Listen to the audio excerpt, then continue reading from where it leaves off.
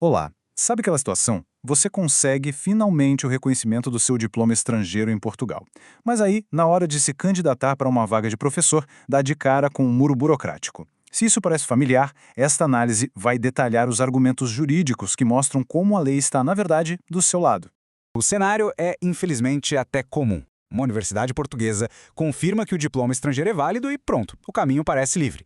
Só que, ao se candidatar para dar aulas, um órgão do governo simplesmente diz não. Vamos entender por que isso acontece e, mais importante, por que essa recusa está legalmente errada. A questão central é exatamente essa. Como é que um direito que foi formalmente reconhecido pode ser barrado logo em seguida? Parece que a lógica não fecha. Mas, como a gente vai ver, o problema não é falta de lógica, e sim uma interpretação equivocada da lei. A jornada começa com uma baita vitória. Com base numa lei de 2018, o diploma de fora é oficialmente equiparado a um diploma português. Tudo certo, né? Mas aí, a candidatura para dar aulas é bloqueada pela DGAE, a Direção-Geral da Administração Escolar. E é exatamente essa decisão que vamos botar em xeque. Certo! Vamos mergulhar nisso. Para a gente desmontar o argumento da DGE, a gente precisa entender uma coisa fundamental no direito. Nem toda lei tem a mesma força. Existe uma hierarquia, sabe? Uma verdadeira pirâmide de poder. Pensa assim que fica fácil. Um decreto-lei, que é a lei mais forte aqui, é como se fosse o Código de Trânsito, que vale para o país inteiro. Já uma portaria, a norma mais fraca, seria tipo uma placa antiga e esquecida na porta de uma garagem.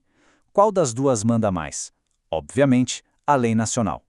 E aqui está o pulo do gato. O problema todo é que a DGAE está usando uma portaria antiga, lá de 2007, para contrariar um decreto-lei de 2018.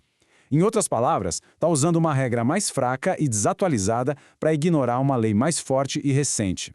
Juridicamente falando, isso simplesmente não para em pé.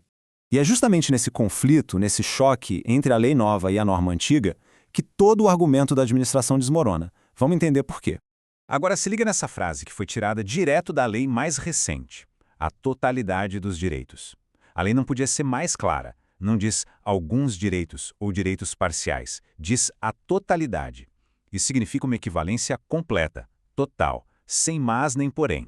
E aqui a contradição fica escancarada. A DGE se apega a uma regra de 2007, de uma época anterior a toda a modernização no ensino superior europeu, o processo de Bolonha, e usa essa norma ultrapassada para ignorar uma lei moderna que foi criada justamente para lidar com a realidade atual dos diplomas. Mas o buraco é o mais embaixo. O problema não é só usarem a lei errada. Fica ainda mais grave. A DGE faz uma exigência que na prática é impossível de cumprir. É um beco sem saída burocrático, criado artificialmente do nada. E a pergunta-chave é essa: o Estado pode exigir um documento que simplesmente não existe? Porque é exatamente isso que a DGAE está fazendo ao pedir um certificado de créditos emitido pela Universidade Portuguesa que apenas reconheceu o diploma. A resposta da lei é um não bem grande e claro. Existe um princípio fundamental no direito chamado princípio da proporcionalidade. Traduzindo, ele diz que o Estado não pode fazer exigências absurdas ou impossíveis para as pessoas. Pedir um documento que não pode ser emitido é, por definição, desproporcional e, portanto, é ilegal. E aqui está o X da questão. As universidades portuguesas não têm como emitir um certificado de créditos de um curso que elas não deram. O papel delas foi analisar e confirmar que o diploma estrangeiro equivale a um português. Os créditos foram obtidos em outro país, em outra instituição.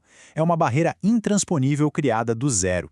Certo. Agora que a gente viu todas as peças do quebra-cabeça, vamos juntar tudo. Quais são, então, os argumentos sólidos, baseados na lei, que podem ser usados para contestar essa decisão?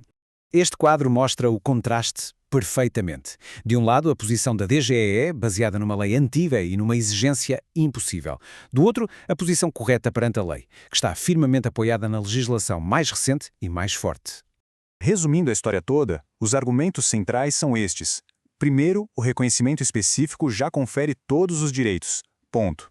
Segundo, a portaria antiga que a DGAE usa simplesmente não se aplica a este caso. Terceiro, exigir o tal comprovante de créditos é ilegal porque é impossível de cumprir.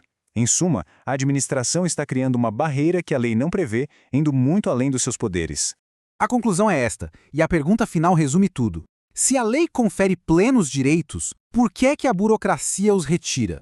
A lei está do lado de quem tem o grau reconhecido. O que se enfrenta aqui não é uma falha na legislação, mas uma interpretação administrativa que está incorreta e é ilegal. O problema não está na lei, mas em como ela está sendo aplicada.